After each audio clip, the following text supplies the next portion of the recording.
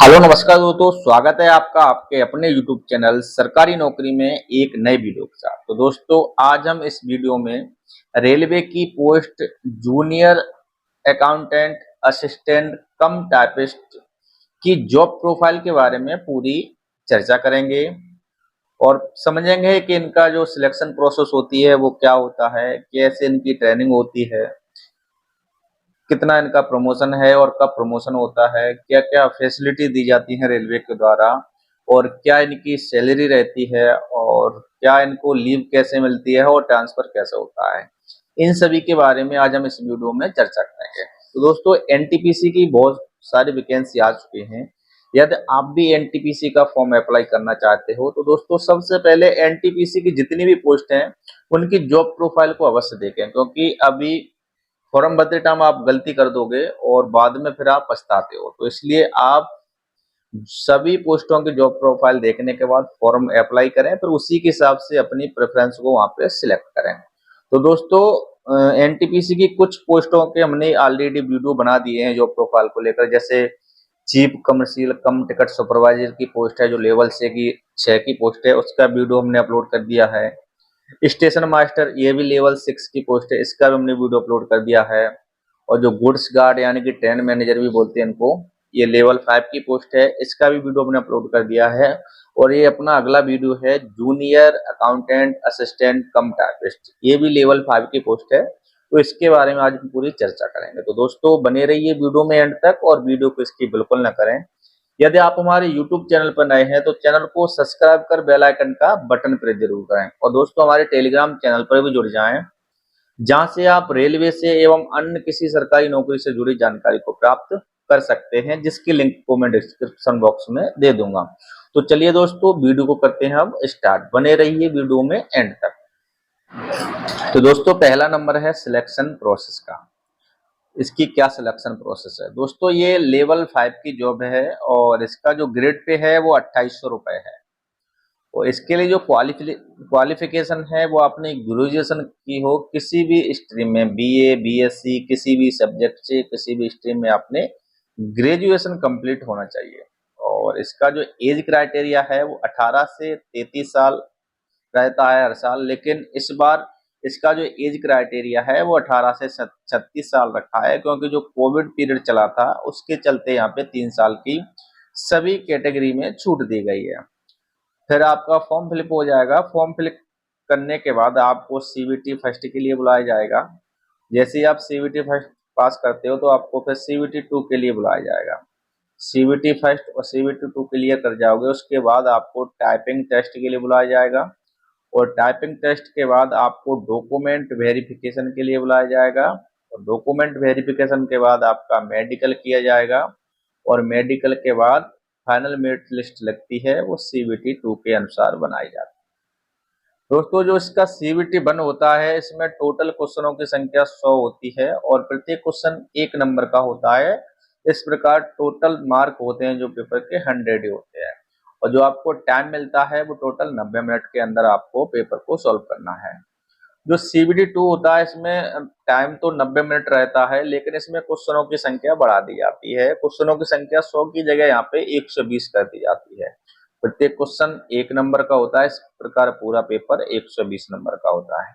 जो typing test होता है दोस्तों वो ओनली क्वालिफाइंग होता है। आप हिंदी या इंग्लिश किसी भी लैंग्वेज में आप अपना टाइपिंग टेस्ट दे सकते हो। इसके लिए जो मेडिकल होता है वो मेडिकल स्टैंडर्ड यहाँ पे C2 मांगा जाता है। चश्मा वाले बगैर चश्मा वाले सभी इसके लिए एलिजिबल रहते हैं। इसमें जो भी सब्जेक्ट आते हैं देखो, जो पेपर में मैथ और रीजनिंग और जीके जीएस इन्हीं टॉपिकों से क्वेश्चन पूछे जाते हैं। और इसमें जो नेगेटिव मार्किंग होती है वो 1/3 की नेगेटिव मार्किंग रहती है इसमें। चलिए दोस्तों अगला टॉपिक है अपना के ट्रेनिंग।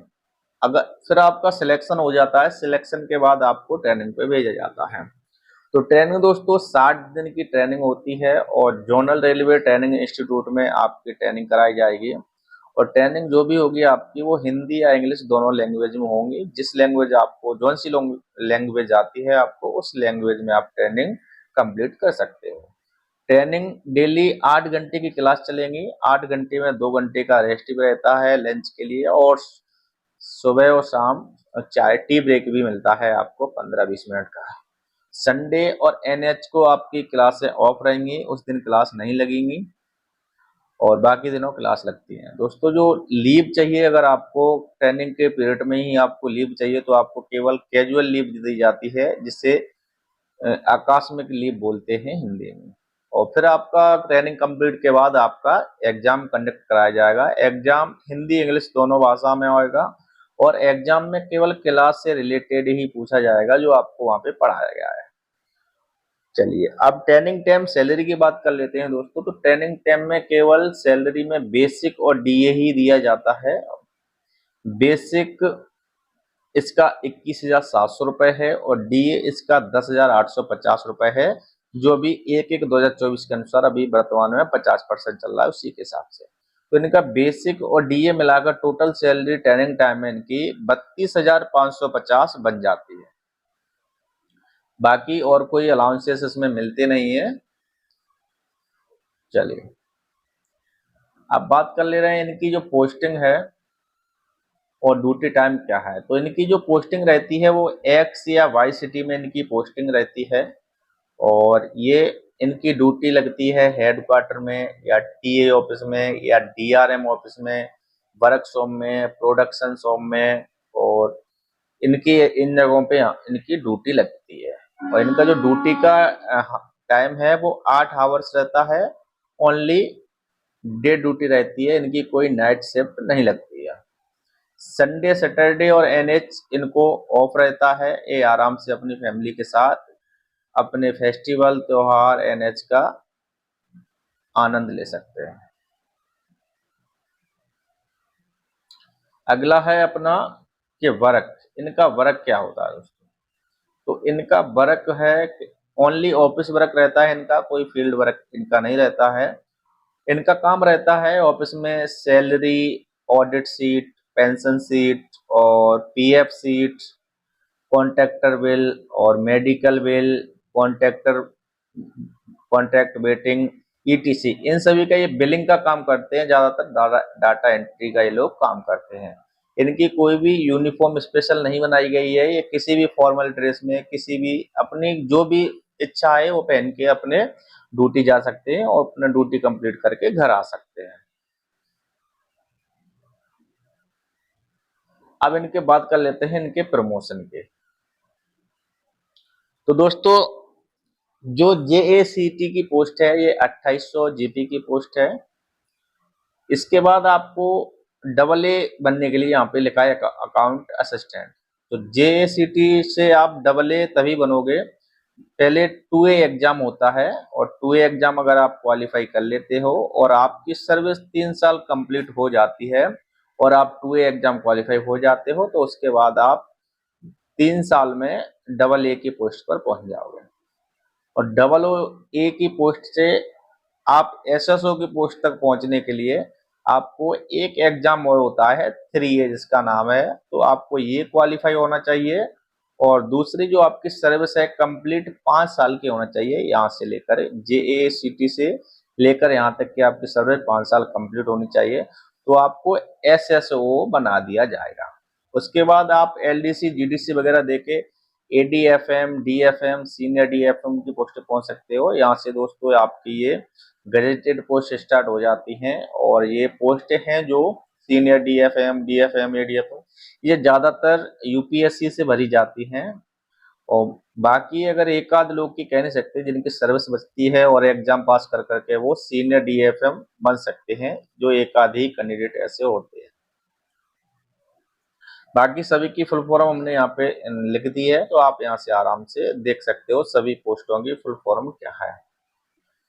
अब बात कर लेते हैं दोस्तों सैलरी। ये सबसे मेन पॉइंट है, सबके मन में डाउट रहता है कि सैलरी किस डिपार्टमेंट की कितनी है, वो जानना बहुत जरूरी है।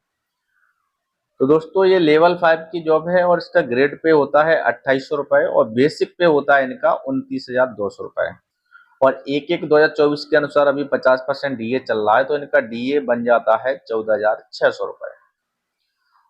और इनको हाउस रेंट अलाउंस भी दिया जाता है। अगर आप एक्स सिटी में हैं तो 8,760 रुपये मिलेगा, बाई सिटी में है तो 5,840 रुपये दिया जाएगा, और जेड सिटी में है तो 29,200 रुपये दिया जाता है। फिर इनको ट्रांसपोर्ट अलाउंस भी मिलता है, ड्यूटी से घर से ड्यूटी आने जाने का, इसको मान लो किराया मान लो कुछ भी मान लो, ये ट्रांसपोर्ट अलाउंस दिया जाता है। यदि आप एक्स सिटी में कार्यरत हैं तो 5400 रुपये दिए जाएंगे, और बाई या जेड सिटी में कार्य कर रहे हैं तो आपको 2700 रुपये दिए जाते हैं। मोस्टली इनकी ड्यूटी ड्यूटी जेड सिटी में नहीं लगती है, एक्स और बाई सिटी में ही लगती है।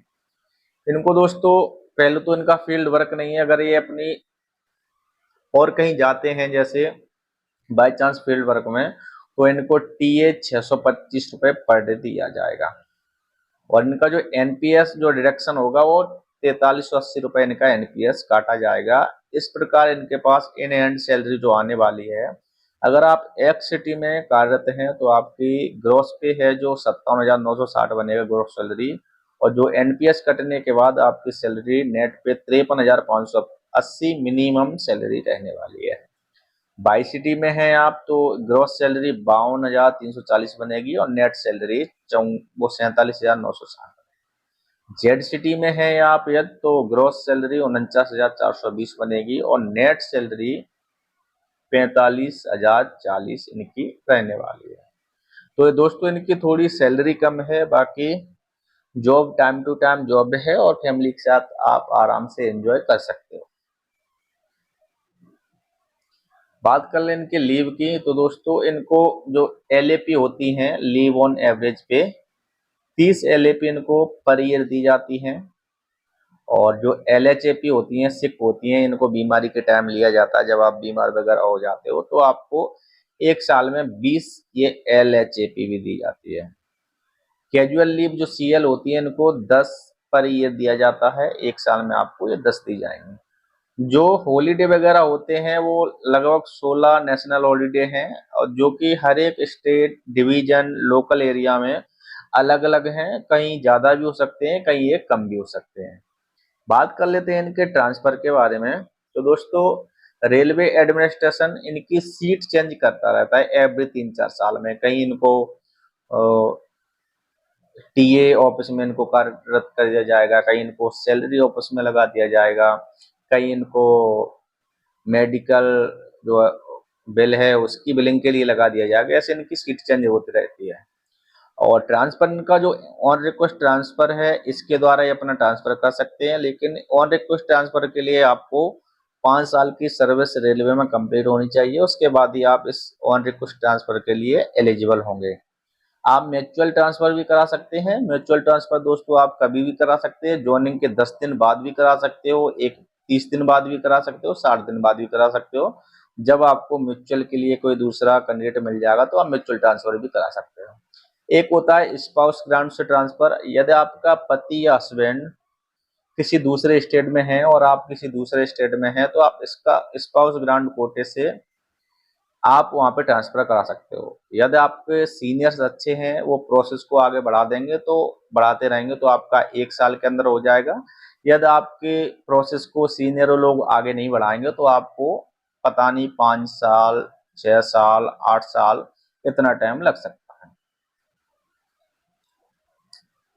अब बात करते हैं फैसिलिटी की। तो रेलवे में इन लोगों को क्या फैसिलिटी मिलती है।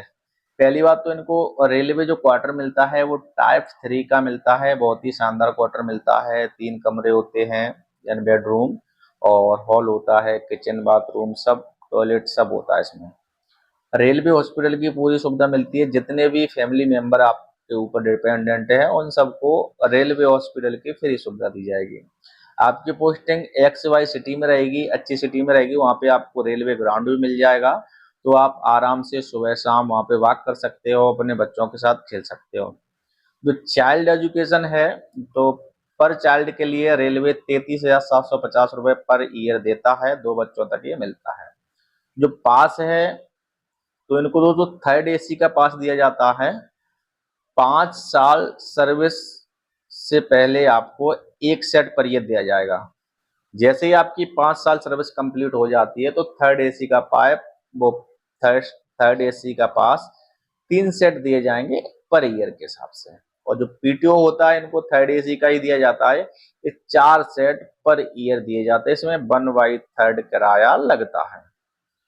और school college pass for child के लिए दिए जाते हैं और दीपावली बोनस इनको 17,951 रुपए दिया जाता है।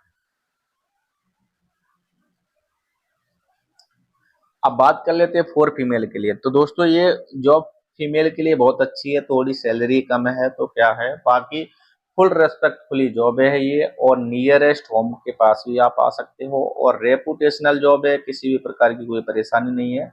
XY सिटी में आपकी पोस्टिंग रहेगी और आपका प्रमोशन भी हो जाएगा, जो हमने प्रमोशन बता दिया है उस हिसाब से इसमें प्रमोशन भी है। ओनली डेस्क जॉब है, किसी भी प्रकार की कोई परेशानी नहीं है।